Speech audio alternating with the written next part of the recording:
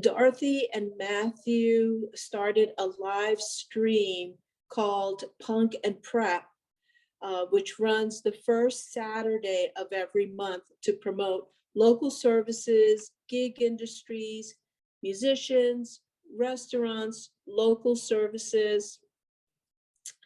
And these talents are able to display on live stream and advertise. This is of great benefit not only to them, but to the community. And we're going to find out what inspired them to start this. And it sounds fascinating. So with that, please, Dorothy and Matthew, introduce yourselves. Good morning, everybody. Thanks for having us today. We are looking forward to sharing the Punk and Preppy show with you this morning and telling our story. And we've got a few things you might be able to help us with. So we're looking forward to that. With that, I'm going to let my lovely bride, Dorothy, take over. Good morning. So I'm Dorothy, and I am the punk of the group. And this is Matt. And this is Matt, and he's the preppy of the show. And so I want to thank you for this opportunity to discuss our new project with you. It was a great, wonderful experience the last 2 weeks, 2 days preparing for this. I was in the 4th year of operating my small business and preparing to send my daughter off to college when life blindsided me. At 47 years old, I was confronted with the possibility of having ovarian cancer. Before surgery, I made a deal with my husband, Matt, that would change our lives forever. Our handshake meant if I didn't have cancer, we would move into a new town where music, art, and culture would be prevalent. On the surreal afternoon of my surgery, I woke up gratefully cancer-free. That experience sparked a new lease on life, and during my recovery, I found our new home online in a town and state we were unfamiliar. With both anxiety and excitement, we honored that pact and took the leap of faith. After purging fears of cancer and many of our possessions, we arrived in Bethlehem, PA in the spring of 2016. Although Matt and I attended Music Fest once, many, many years ago prior to moving to Bethlehem, our new relationship with the event would soon carve the path in which I was going to embark. For as long as I could remember, I always wanted to be in a band. To this day, my favorite present was my Donnie and Marie record player that came with a microphone. I spent hours a day singing and recording my voice, and although I sounded much better in my head, I thought I was a rock star. I had visions of writing songs and performing on stage. However, I succumbed to the criticism of my music teachers and eventually stopped trying. While attending college, I spent much of my time absorbing music. It was my cure for everything. I loved watching live bands create magic on stage, and I thought of becoming a record producer. But that dream also morphed into a more realistic goal, and after graduation, I took a position with my dad's company. Even though I abandoned music twice, little did I know it would grant me another opportunity. So here we are in Bethlehem, engulfed in the perfect location of talented musicians, artists, and endless venues. One day, something occurred to me. It seemed as though something was missing. Every genre of music was being played, and exceptionally well, I might add. But I was missing that music that held my hand during many pivotal moments in my life. There was one thing to do. I decided to take the build it and they will come approach and create it myself. 1 month after witnessing an amazing and strong female drummer at Music Fest, I told Matt that I was going to buy my drums and lessons for my 49th birthday. I described that moment as a midlife awakening, not a midlife crisis. I turned our basement from a storage room into a band room, purchased my first drum kit, learned my first drum beat, and started recruiting members. My only problem was who was going to want to play with a 49-year-old newbie female drummer. Little to my trepidation, only after a few months of starting drumming lessons, while enjoying yet another famous Bethlehem Fest, I met Lou, who connected me with his bassist friend Kurt, and voila, our band, Resting Punk Face, was born. We quickly built a wonderful following, developed a brand, created a social media platform, and within 2 quick years received Best Punk Band title of 2019 at the Lehigh Valley Music Awards. Chris, you want to raise your hand? And so Chris Briggs is our guitarist as well, so he's on the Zoom. Since our amazing decision to move to Bethlehem, my childhood dream came full circle. Being part of Resting Punk Face has been such a wonderful experience for us. We've had the opportunity to meet incredible people, many of whom are the backbone of the arts, music, and small business community within the Lehigh Valley. On the weekends, if Resting Punk Face wasn't playing their own gig, Matt and I were attending local music shows, supporting local businesses, and eating in our local restaurants. We were out and about all the time. Then a week after Resting Punk Face won our award, and a day after we attended a show called Punk for Pets, everything changed. 2020, the year we went virtual. The internet, a small blessing living during these times, we all adapted, even taught ourselves a thing or two, and stayed connected. Like everyone who has the capability, Matt and I quickly transitioned from supporting our community in person to watching live music and local business streams. It began on our cell phones, but seamlessly turned into downloading apps on our TV, connecting speakers, following our favorite pages, joining chat groups during live performances, and sharing Resting Punk Face videos to a show that ultimately inspired the Punk and Preppy Show. The funny thing is, Matt and I even joked about the idea of a show concept even before reality shows were a thing. We thought it would be entertaining, a legend in our own minds, to have a video camera with us during our weekend travels. But it wasn't until we watched the Becky and the Lumpy Show, hosted by Becky and Paul, of a punk band called Vice Squad, based out of England, that gave us a serious thought about it. Now the technology was finally in our grasps. Like many of shows we have been watching during the past year, Becky and Paul helped us maintain some normalcy, made us laugh, communicated with us, shared their stories, their talents, and helped us feel a little less alone. So I thought we could do something similar here in Bethlehem. So how did the name Punk and Preppy originate? I'm gonna guess it was about 15 years ago. Matt and I were having lunch with a friend of ours, and she took a picture of us. Matt was dressed in his khakis and his blue button-down shirt, and I in my punk pants and my black shirt. After looking at the photo, I said, "Look, honey, we're Punk and Preppy." The name stuck, and throughout the years, we've often used it to refer to ourselves. So this past December, when I said to Matt, "What should we name our show?" He, of course, suggested the Punk and Preppy Show. Of course. Okay, the show has a name. Now what? I've needed a new computer for quite a while, but wasn't willing to spend the money. The show idea gave me a purpose, reason to start doing some research, and the justification to spend the money. As Matt can attest, I searched for weeks trying to decide on not only the best computer for streaming, but the best audio interface, microphones, cables, live streaming programs, and all the gadgets that go along to put on a live show. I also watched multiple how-to and computer review videos on YouTube. I was in uncharted territory, but always loved the challenge of figuring out something new. You know, like the day I started a punk band at 49 years old, after never playing an instrument. That's how I've always rolled. After finally making a decision on all the gear, I set a date for the first show, January 2nd, 2021. Even though we had no idea what we were doing, I thought the destination date would motivate us into getting it together quicker. I did the same when I booked our first gig, even though we had just started together. I believe making commitments creates motivation and then ultimately leads to the success. The Punk and Preppy show goals were to highlight and promote the gig industry and the small businesses that included our friends from the Lehigh Valley, surrounding areas, and now our new global community. It's important to mention why punk. Punk originally spoke to me because of the message. The music represents freedom, empowerment, giving, and support. If you're not familiar, you may only know punk for being loud, fast, and rebellious. But what you might not know, it is a community. I always describe punk as family. Punk music is also diverse. Joan Jett, Blondie, the Ramones, and even Johnny Cash can be considered punk. The movement was similar to the beatniks, where youth needed a self-expression separate from their generation's past. During the past year, the punk community has rallied virtually to support one another, the music industry as a whole, and multiple different charities. We're all in this together. Since so many people have been affected by not only loss of income, but the ability to perform creatively, especially in the arts, coupled with the restrictions on the restaurant industry, we wanted to try and help. The show unites us with live interaction, music, promotion of small businesses, and community. If you consider the chain of people affected from canceling one show, it involves more than the artists in the venue.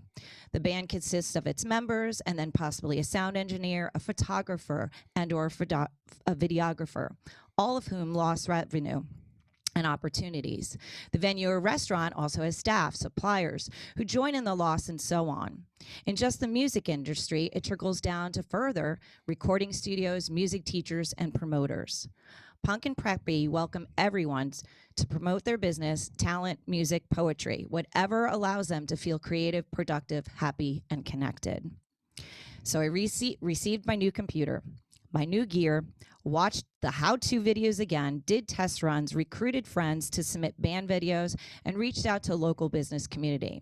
Anyone who wanted the platform to advertise or play music, we told them to send it over. I organized it all, did some video editing, downloaded videos to stream, created overlays so viewers could find their websites easily, and then pressed the live button for the very first time. For the first show, I decided to stream through Facebook Live on my personal page since we could advertise to all my friends and band fans. We didn't know how it was going to go or if it was going to be just a one and only. We were overly welcomed with open arms, with over 2,000 views while airing and a steady 30 people watching throughout the hour and a half. We received incredible feedback from friends and strangers on how professional, entertaining, and amazing the show was. We were compared to MTV when it was cool when they played videos. Both our local and online communities were incredibly grateful for the support and exposure we were providing. It was a ton of fun and sincerely rewarding. We felt much more pressure airing our second show since the first was so well received, and now we had something to live up to. At first, we weren't happy with the second show because we felt that we made the show a little too long, and Facebook cut our live stream for copyright infringement, even though we had full permission and made the disclaimer during the show. After we were shut down, we immediately jumped back on, but our show was spliced into 2 links. We lost viewers, and the marketing for anyone featured on the second part of the show suffered. I was really upset about that. I've been doing all the work connecting with the bands and businesses, and by having that happen, it took away from our mission. Overall, despite our second show grievances, we were still overwhelmingly commended and thanked. People were really enjoying the show, and several mentioned it was so good that we should consider being syndicated, which I was shocked about that because we weren't even planning on something to go that far. For the third show, I decided to create a Facebook page just for our show, since we could create a brand, advertise, and have a professional place to connect. However, the downfall is it takes a while to build followers on a new page. The third show again went very well, but we did get knocked off again. The Facebook bots for copyright don't care if you have permission because they are just a robot. So our fourth show is scheduled for April 3rd, and here are our challenges. At first, we were getting local businesses to provide promo videos because we couldn't visit in person. But I fixed the problem by asking friends to provide a local restaurant segment. And now Matt and I, since we are fully vaccinated, can safely visit in person. So when we first started the first show, it was hard because I was reaching out to people via email and through messaging. And it was hard to get people to participate. Plus, it was our first show and no one knew how it was going to go. Little by little, the advertising from local businesses has been coming in and increasing, including the videos. The music videos have never been a problem. We need to also build our Facebook page. I have purchased several ads to promote our events and Facebook page, but it's a slow go. And just like Resting Punk Face, I did the marketing and the website and started creating our online. And it takes a little while. And then we were able to get out there and sell the shows when people see us live. So this is a different way of marketing for us. So the next one is I've been doing the research about correcting the Facebook copyright issue. And unfortunately, there's no easy answer. We've only been playing videos where we've been granted full express permission and it's in writing by the artist. But unfortunately, we keep getting the violations. And even if I went through YouTube, we would get the same.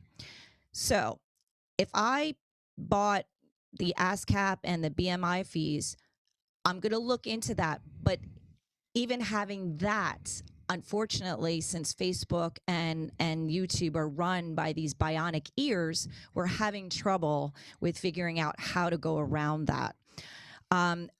DJs, I found out DJs use a low frequency hum underneath the music, but I want to do it legally. And it sounds like that might be a little illegal. Plus, we're playing videos, and the videos would have to be done one by one. And it's hard enough for me to download each video as it is, put on their information. I always have an overlay so you can find out how to find their merchandise, because that's part of, we're not playing live anymore. We're trying to help these musicians make a little bit of money. So you want to sell their merchandise page.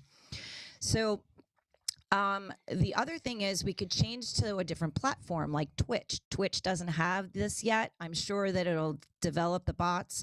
But the Facebook interaction and the advertising and the event promotion and the accessibility is really where I want to stay. Plus, I bought a program that's designed to interact with Facebook, YouTube, and Twitch that works pretty well, but I just want to stay on one platform, because I feel if I went to several platforms at the same time, we're going to kind of diminish the viewership. So that kind of waters it down. So as things open up, this is our last challenge. As things begin to open up, we're going to also lose viewers, because now people are going to go see things and do things live. So we have to think about what our next step will be too. But what happened with MTV is they started playing these reality shows. They started getting away from videos, and that was a big problem. People wanted to go back and just watch videos and just be entertained by music artists and local businesses. So we're late in the game in this. We obviously should have started a year ago, but we have something, and people are incredibly grateful for it. So moving forward, we're going to add live interviews. We're going to add live performances, but that's in a month or 2 or 3 as everybody starts to get vaccinated and we feel safe. So thank you for listening. I hope I didn't go too long. No, you were right on time, and you brought chills to me because of your journey, what brought you here. I too researched a place where I wanted music and art, and chose Bethlehem for the very same reasons that you did as well. Any questions? I don't see any questions on the board.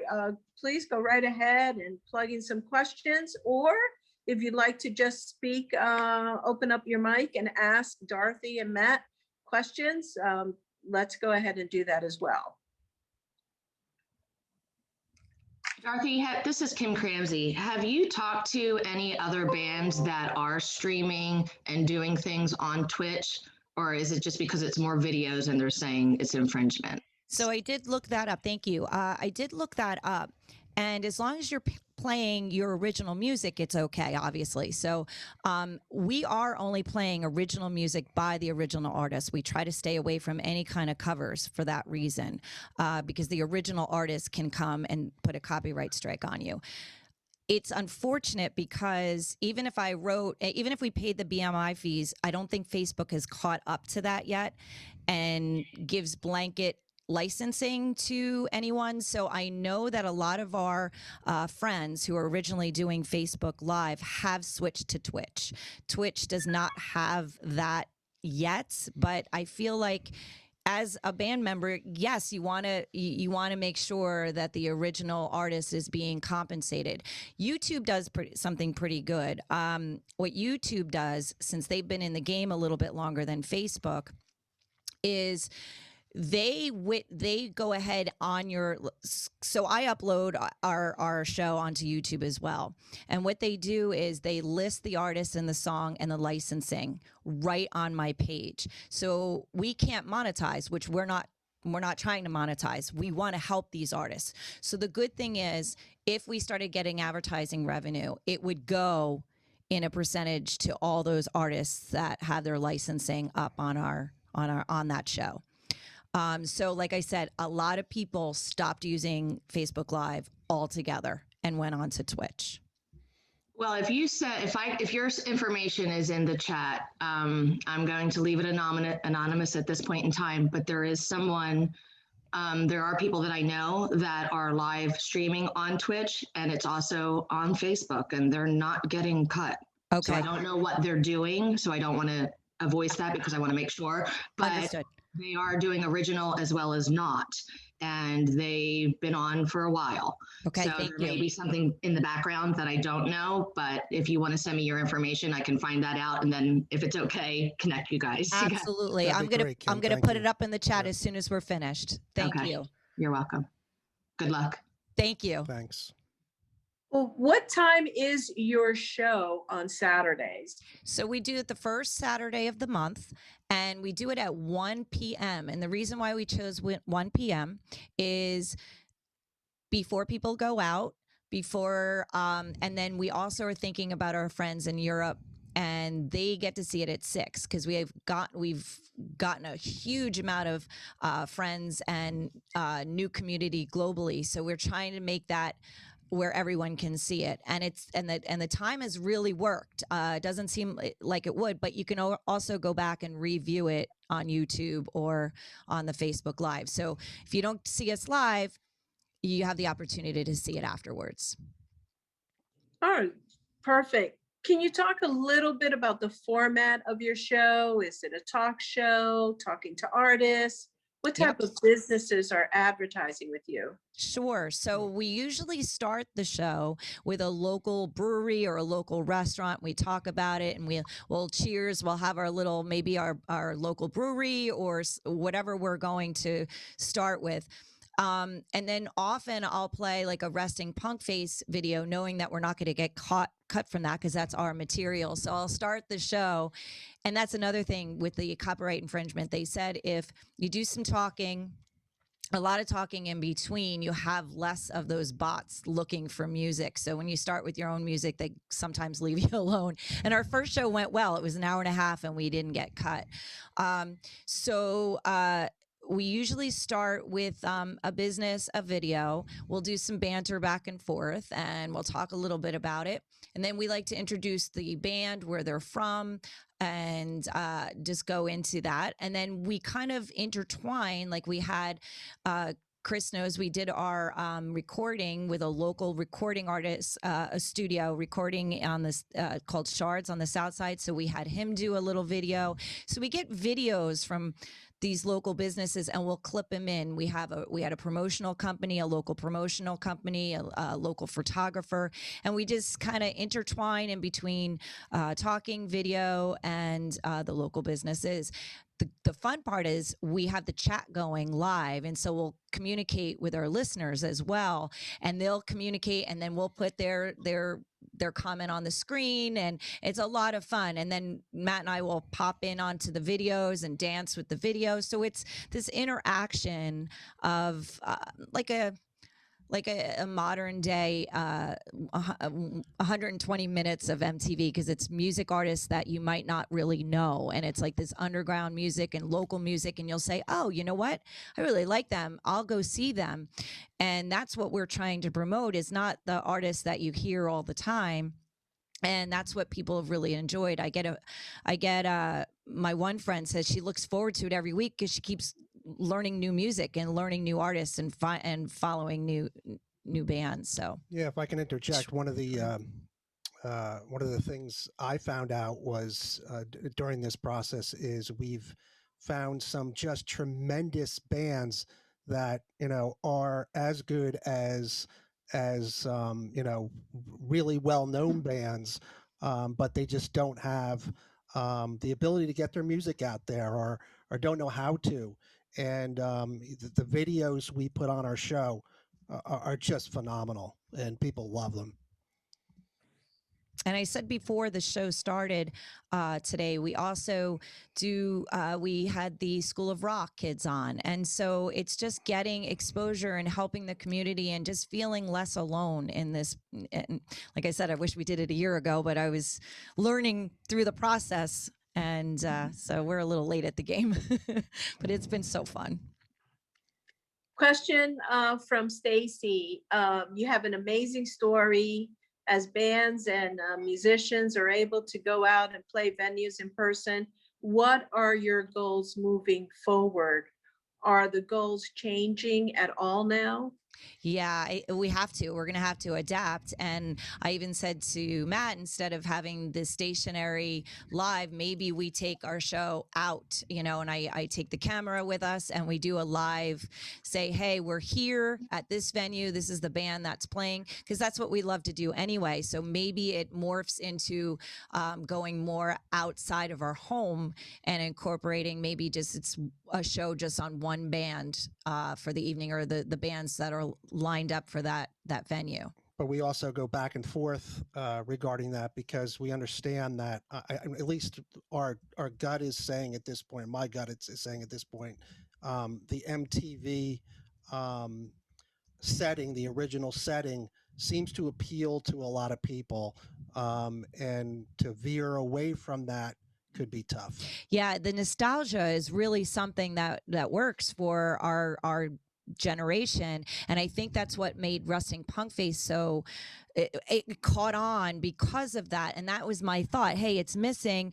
And when you sell, I was in marketing when I was in college.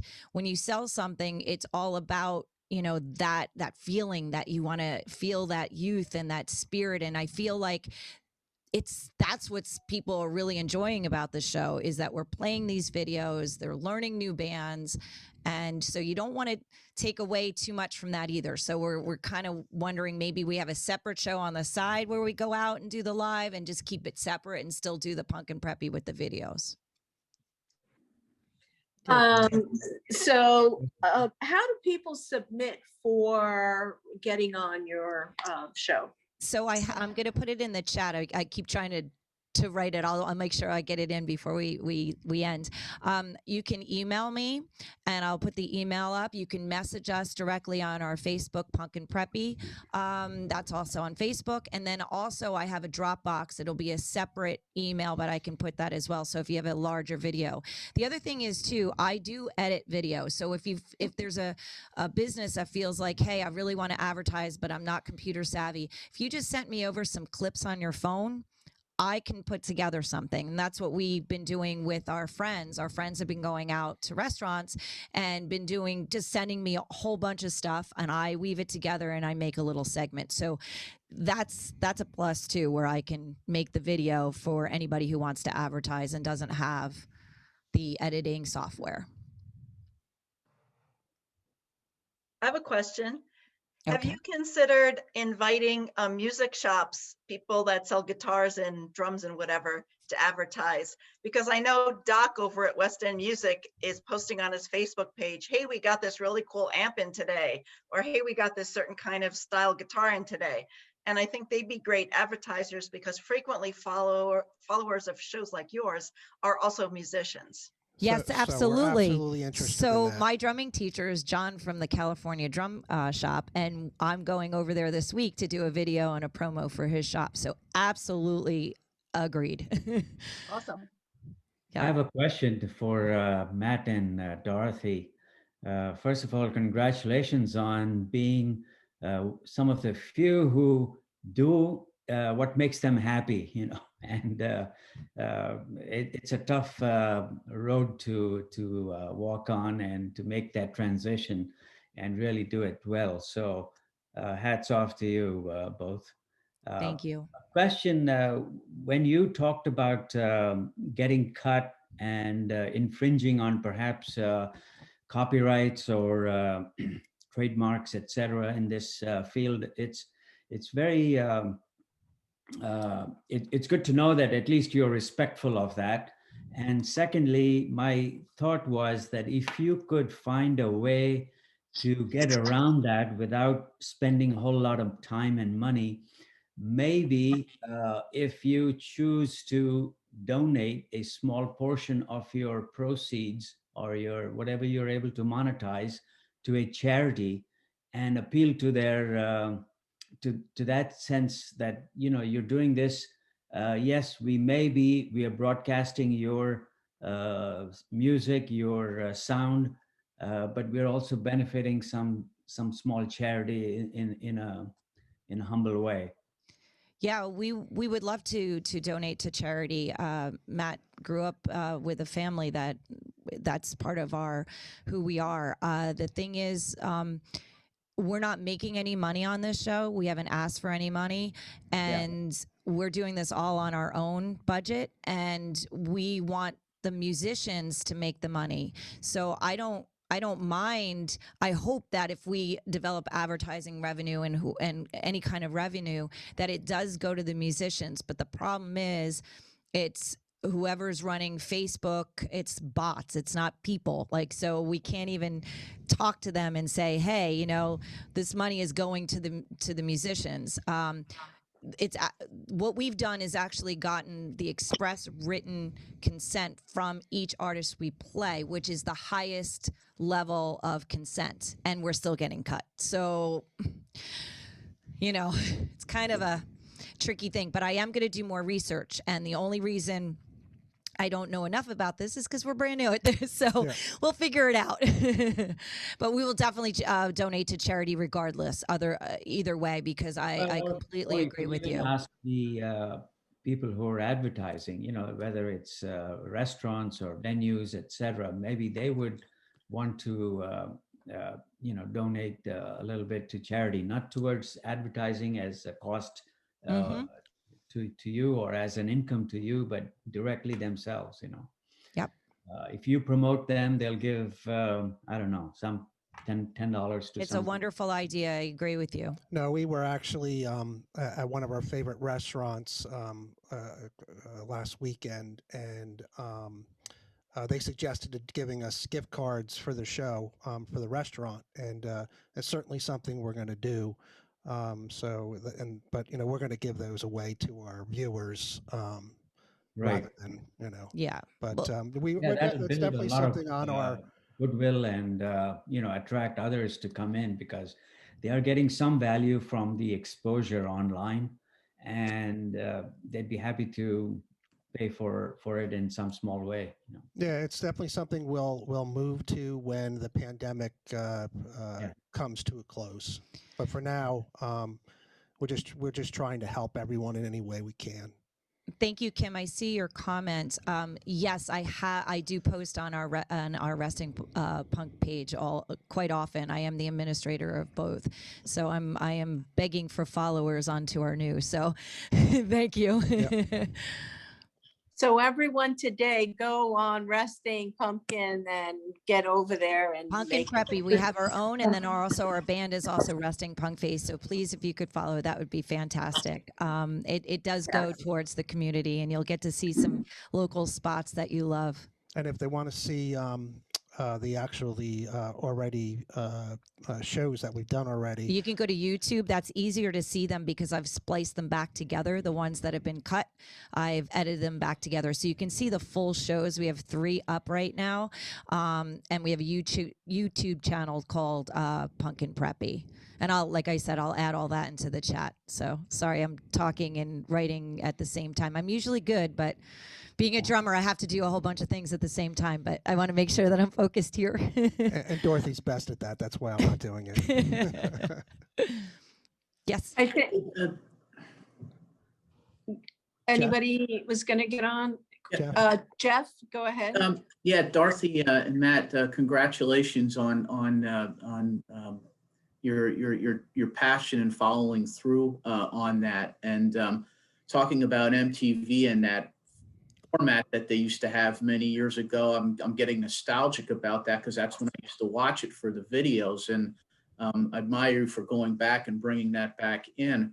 That being said, I'm curious about what the demographics are for like your viewers and what punk is right now. Is punk something that like is with the age group of the late 40s, 50s, 60s, or are you know, younger people like latching on to that music as well? Just curious where you're at now with that. Yeah, great question. That's a good question, Jeff. So just since we started Resting Punk Face, I've seen a resurgence of the punk movement, and there is so much of the younger generation, 16, 17, 18-year-olds, really enjoying it. Just like when we were kids, you know, I loved listening to my dad's music.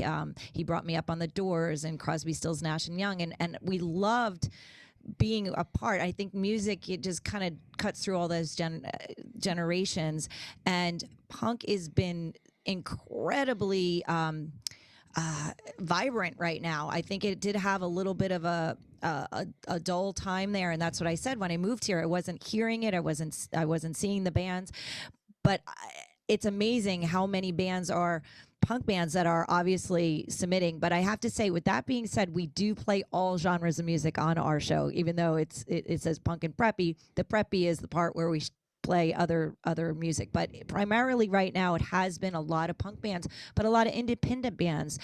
And like I said, it's about a community, and the reggae and the ska is incorporated in punk as well. It has that powerful self-expression message. So we're getting all genres, and the younger generations are just bringing it back, and so it's all ages, which is fantastic. The nostalgia, and then also the younger generation. We've had so many bands on that are a lot younger, like 18, right? Like it's 16, 17, 18-year-olds just starting out. There's a lot of pop punk too. You know, you get that pop kind of vibe, which is kind of transitioning right now. So it's fantastic. Maybe you can talk a little bit about, you know, the birth of punk and where it came from. Yeah, I did. Okay. I did a little bit. Okay. Yeah, but it's just that self-expression and going against the big bad world that was against the youth, right? We were a little bit of rebellion, but also very kind and very human rights and environmental rights. So it has a little bit of a political undertone, but it also really is music in general is community. The artists rally around one another, and I've really seen that through the show. There's been so many charity shows done through the punk community, and it's great. Anyone else before we get into announcements?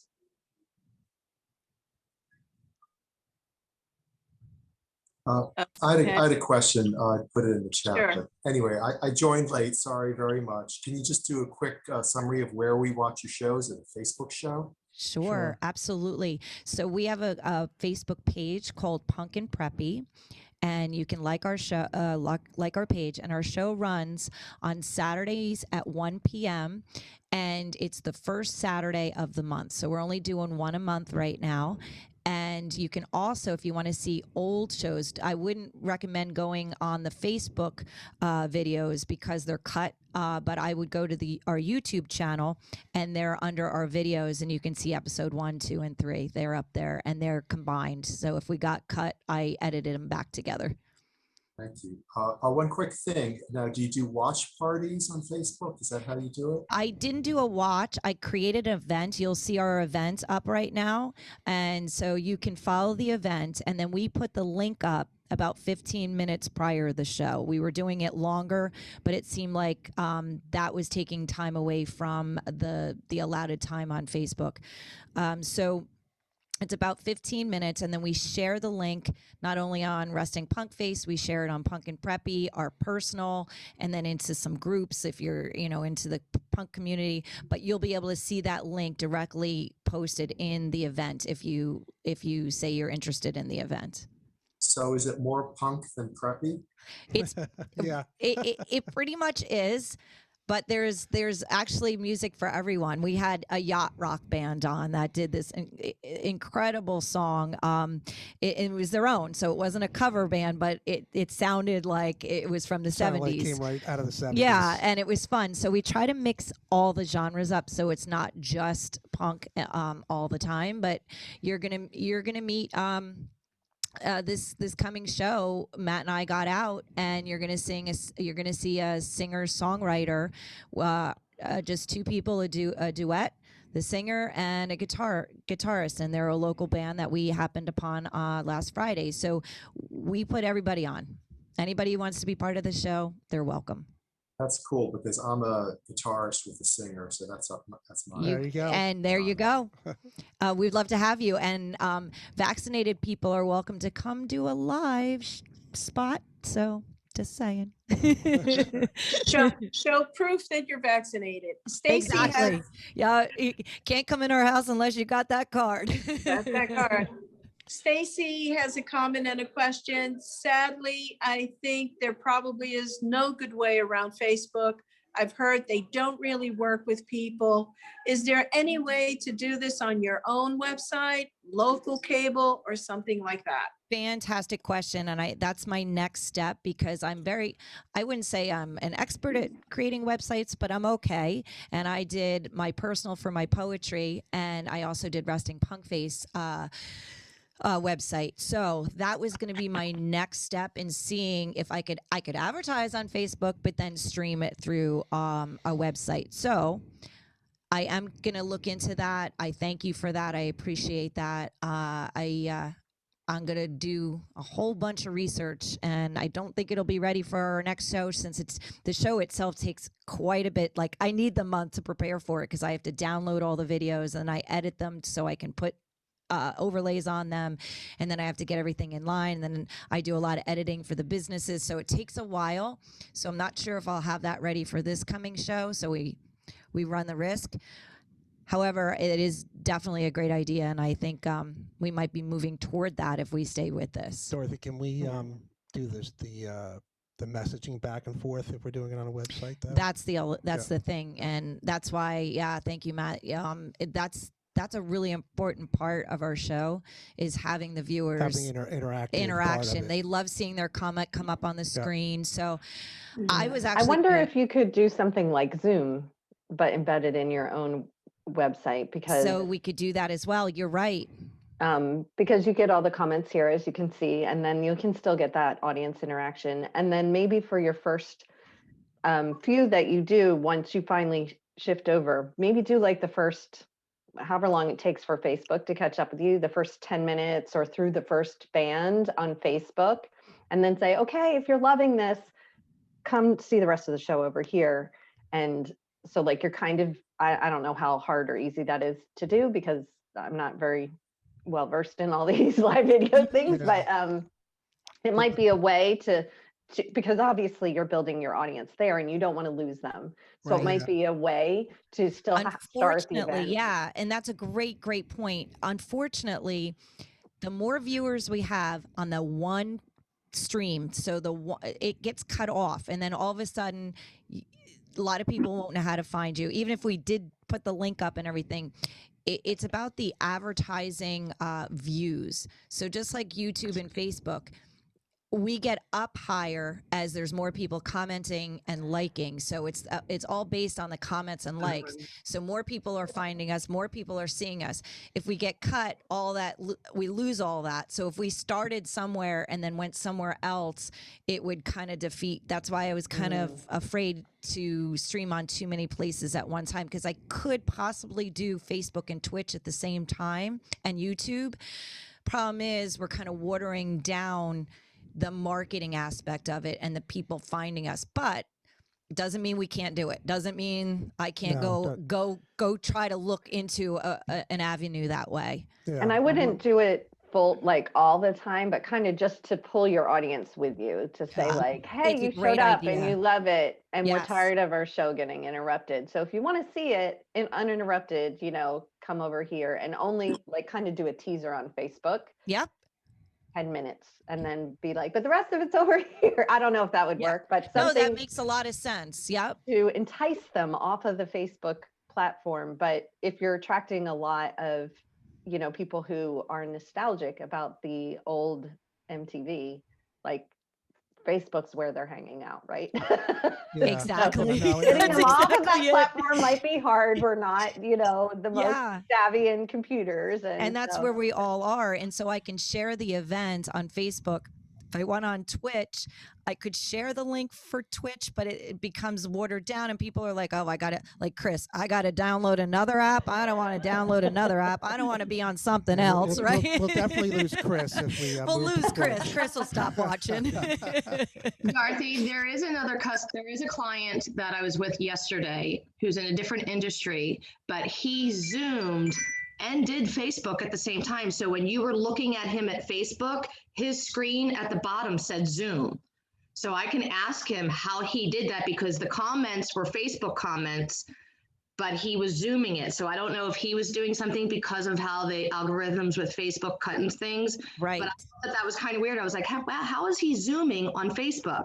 But it was his face, and on the right-hand corner said Zoom, but all the comments were Facebook people. And I've seen that. Thank you for reminding me. I've seen that. And I know the streaming program that we purchased allows for that, and I know there's a YouTube how-to to do that, so I have seen that, and that would be probably my next step, would probably be the best option before the website and before telling people to switch over. That might be a really, really great way of doing it. Thank you for reminding me about that, because I have seen that, and I know there's a how-to video out there, and I'll get on it.